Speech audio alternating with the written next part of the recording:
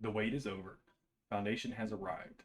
The great grandfather of modern science fiction, whose influence can be seen across classic sci fi, including such works as Star Wars and Dune, has finally made its appearance to the screen. All thanks to Apple, whom I beg do not sue or take me down, as I'm using a few screen grabs from your show, all in good faith. This is a vast story spanning across galaxies and even centuries, and something that I've been psyched to see ever since Apple TV arrived and advertised its production. So let's see how they did.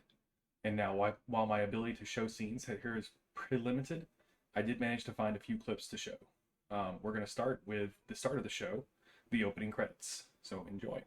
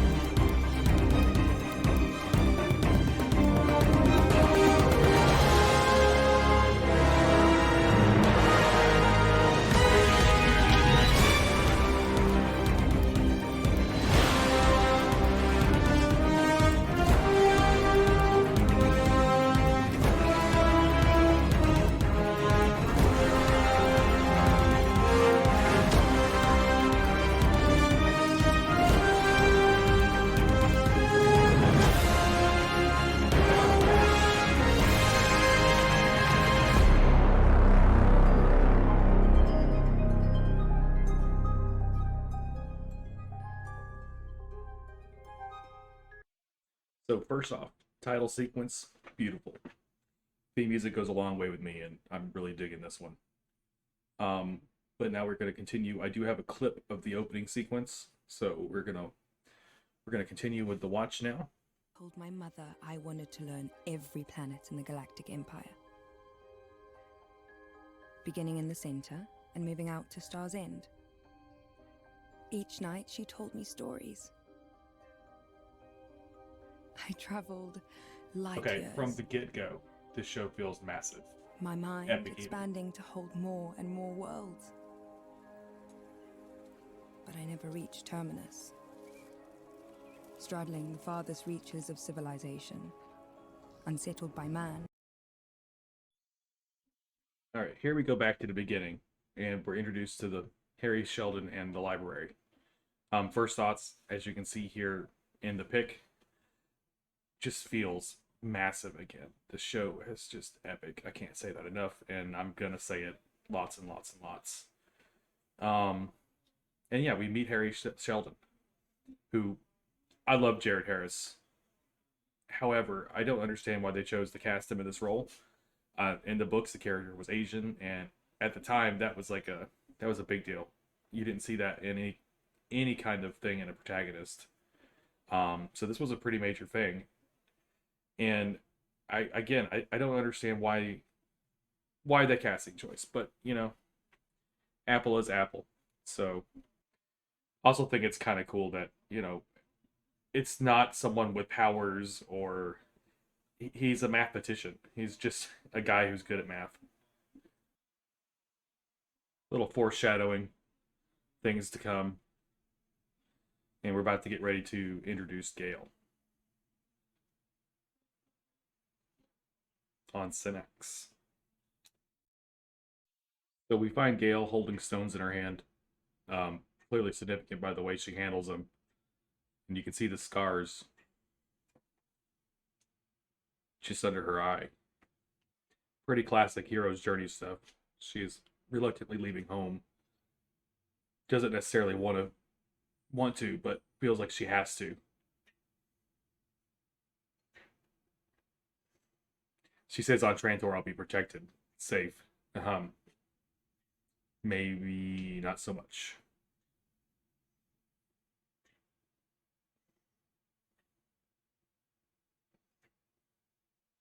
You see her walking through the village, and it's clear that she is just despised, feared almost.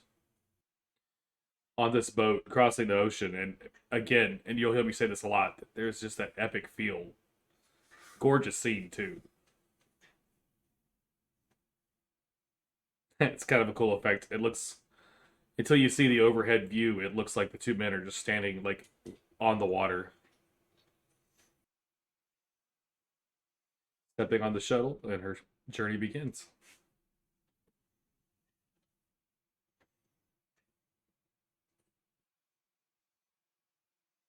Oh, who is this helpful stranger? I'm sure he won't be relevant later.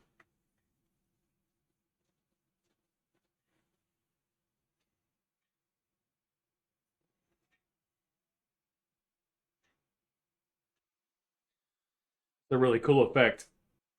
She is awake in the jump, something that they said would not happen. And now she's lying about being awake.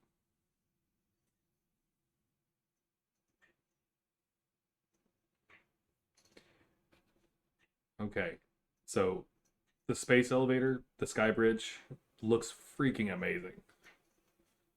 And it's even cooler because this is something that's actually been theorized possible by engineers and science.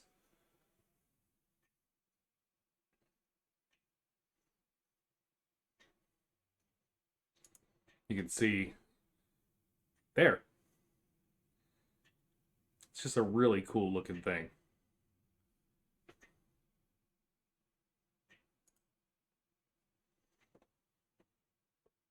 Creepy. On the way to the elevator to go to the surface, we hear via like this big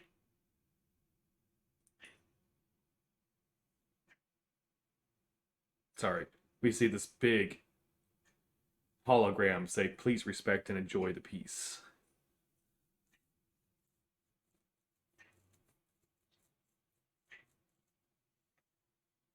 It's almost like they hold the piece like a threat. There's that line again. Please respect and enjoy the piece. The Emperor's dawn, day, dusk.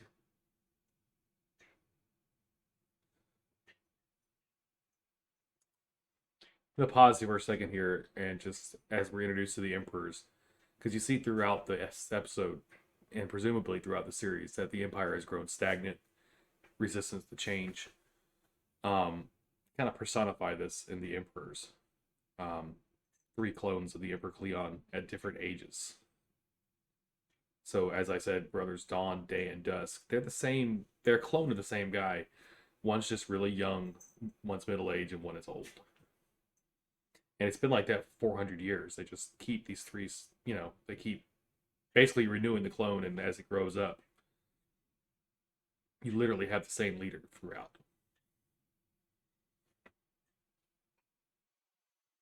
They're so freaked out by Sheldon's writings that they are going to kill this man who's worked for them for like 70 years.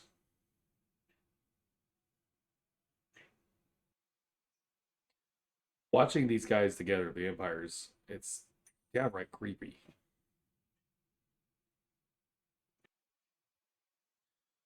Barbarian kingdoms, more trouble than they're worth. You definitely get the sense of their superiority.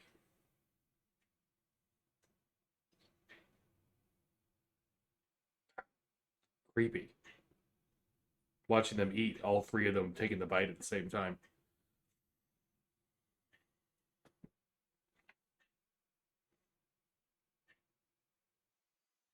All right, we're back up with Gail. And as she approaches the library, you get a wide shot of the library, and you see this like godly, massive Romanesque statue of the Emperor Brother Day just looming over it. It's clearly, I mean, an obvious metaphor for their power and the censorship over knowledge.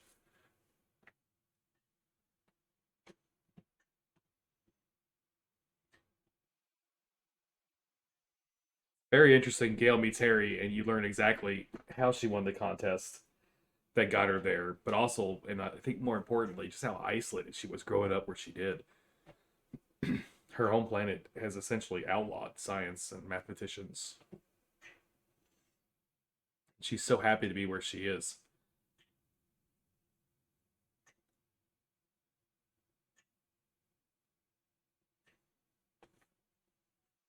Beautiful gift.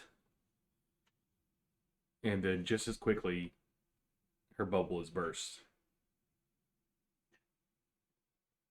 As Harry explains to her that they're both about to be arrested. He's being arrested that they don't like his predict. He's being arrested because they don't like his prediction. Sorry, about the fall of the Empire, and she gets to be tagged along with the ride because she's the only person who can prove him wrong. He presents the manuscript, and it's such a great line. This building will burn one day. Stealing is a mercy.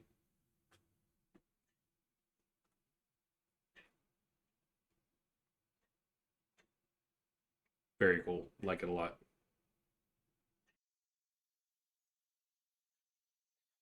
So here we are at the opening of the peace talks, and just once again that feeling of them lording the peace over people like a threat. That great line, "Respect and enjoy the peace," is chanted, and you get a very real cult-like vibe. He's such a little twerp. Not that you had a choice.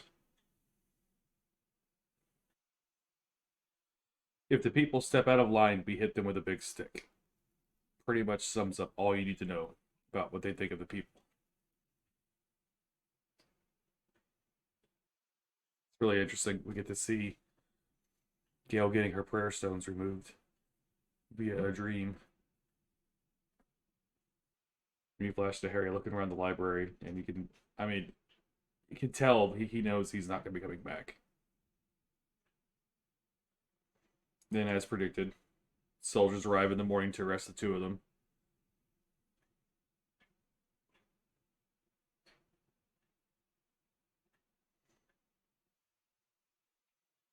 And the trial has begun.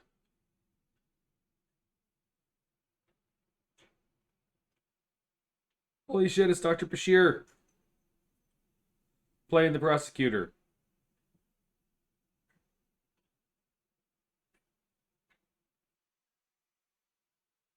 Pans back, you can see Brothers Day and Dusk watching as they question Harry.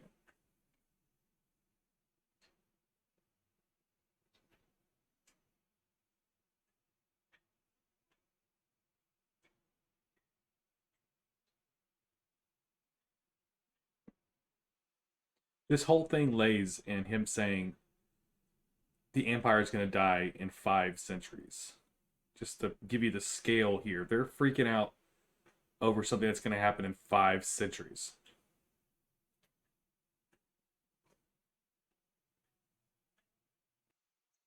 Harry gets a little excited there, but you must.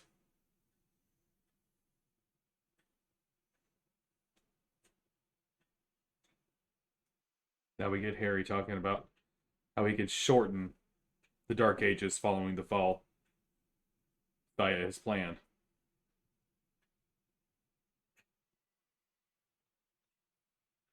After this initial part of the trial, oh look, it's our friend from the jump ship. Surprise, surprise, he's not what he seemed.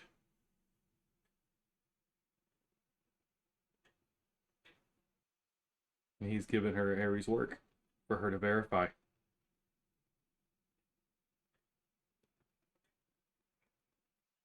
Oh, he knows that she was awake on the jump.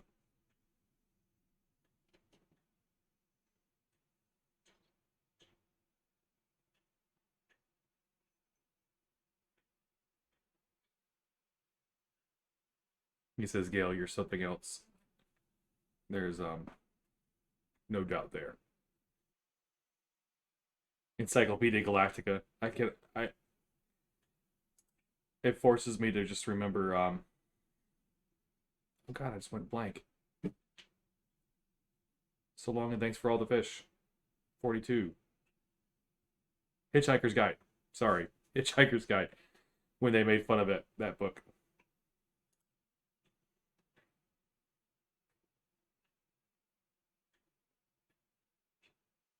Here we go with Gale. Is she gonna confirm Harry's work or lie?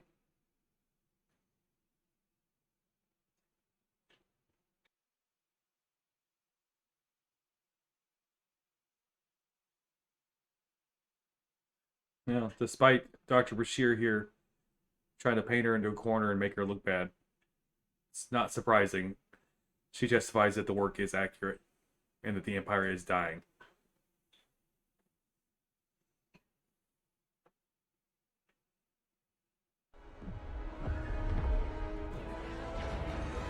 Lindalia Fedra Yama!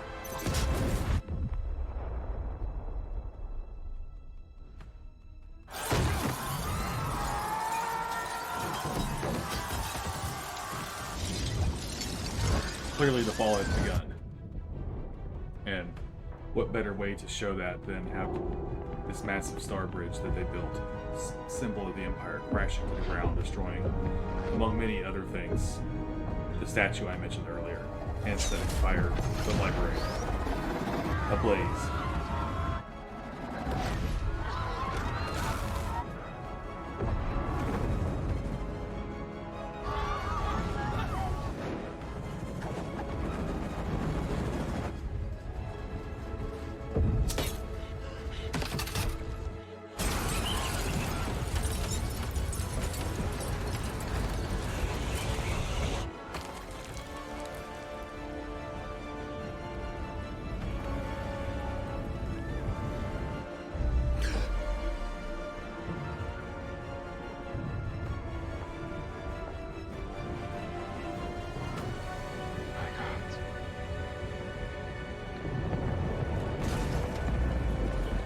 There it goes.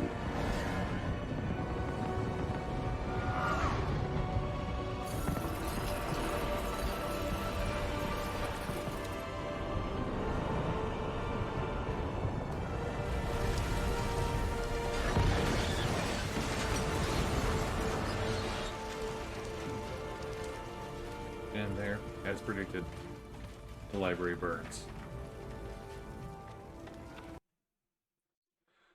Obviously, this changes things as far as Harry and Gale's fate. The Empires can no longer pretend that Harry's work is without merit.